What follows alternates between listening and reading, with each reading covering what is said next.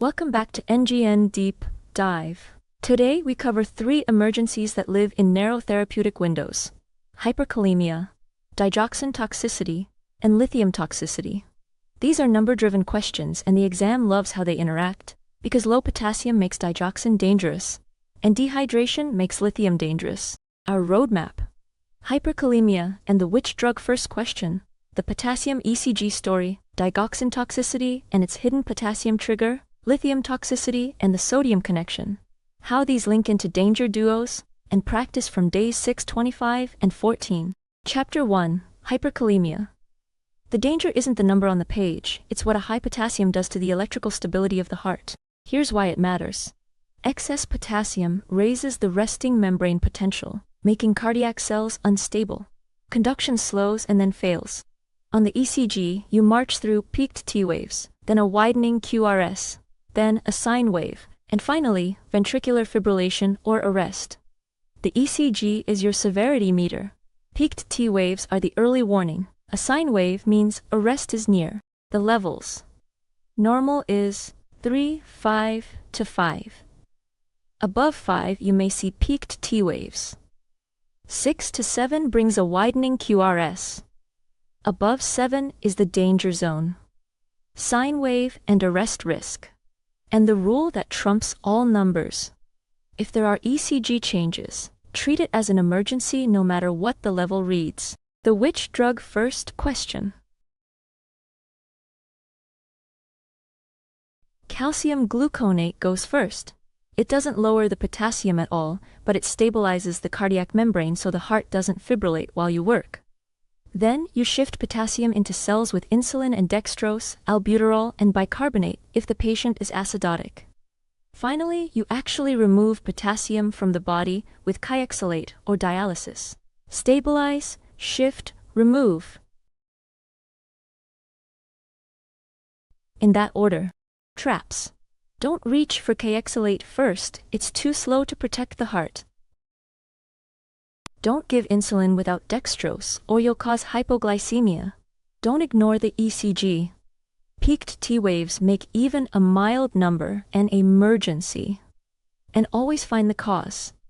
Renal failure, potassium-sparing diuretics, and ACE inhibitors are the usual suspects.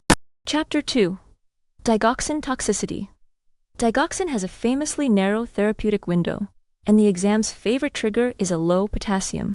The numbers: a therapeutic digoxin level is roughly 0.5 to 2. Above 2, toxicity risk climbs. Keep the potassium normal, because a low potassium potentiates digoxin and can cause toxicity even at a normal drug level.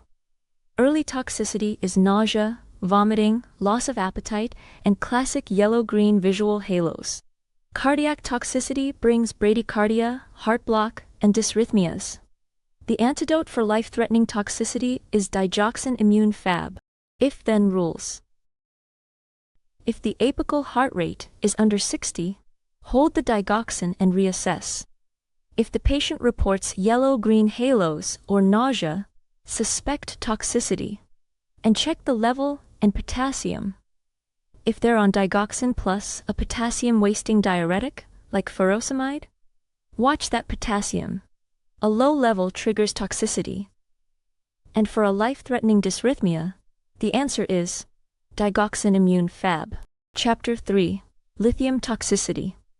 Lithium behaves like sodium in the body, so anything that drops sodium or dehydrates the patient raises the lithium level. The numbers: therapeutic lithium is 0.6 to 1.2, a narrow window. 1.5 to 2 brings early toxicity: nausea, a fine tremor, diarrhea. Above 2 is severe: a coarse tremor, confusion, seizures. And the key link: low sodium or dehydration raises the lithium level, because the kidney reabsorbs lithium when sodium is scarce. NSAIDs, thiazide diuretics, and ACE inhibitors all push lithium up, teaching that prevents the crisis. Keep sodium and fluid intake consistent. A sudden low-salt diet raises lithium. Stay hydrated, especially in heat, with exercise, or during vomiting and diarrhea. Avoid NSAIDs. Use acetaminophen. Report a tremor, vomiting, diarrhea, or confusion early, and keep up with regular lithium levels and kidney and thyroid checks. Let's connect them. Hyperkalemia and digoxin both threaten the heart. Lithium threatens the brain. First moves.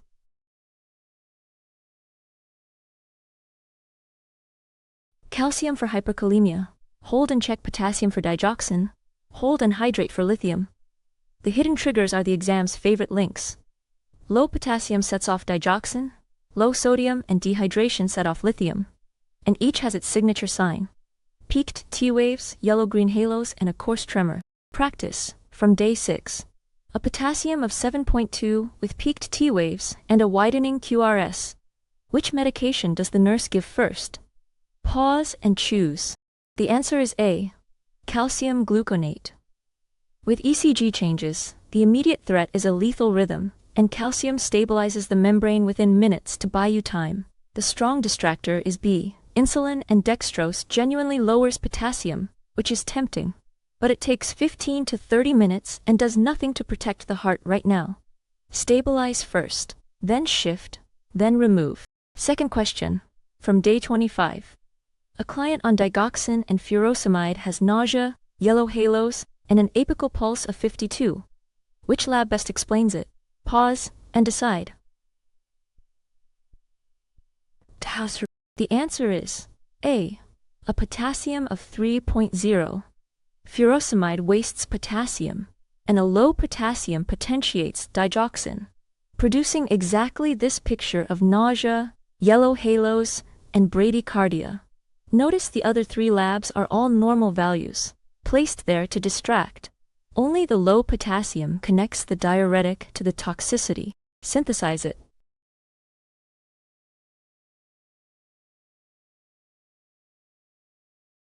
Center, Digoxin Toxicity. Actions? Hold the digoxin, replace the potassium as prescribed, and have digoxin immune fab ready if the patient becomes unstable. Monitor the apical rate and rhythm, the potassium and digoxin level, and the visual symptoms and nausea. That's how these 2 drugs collide. And how you manage it. That's hyperkalemia, digoxin, and lithium. 3 narrow windows, and the triggers that tip them over.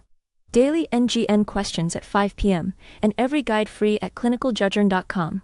Subscribe, comment your score, save the series. You learned it. Now go apply it.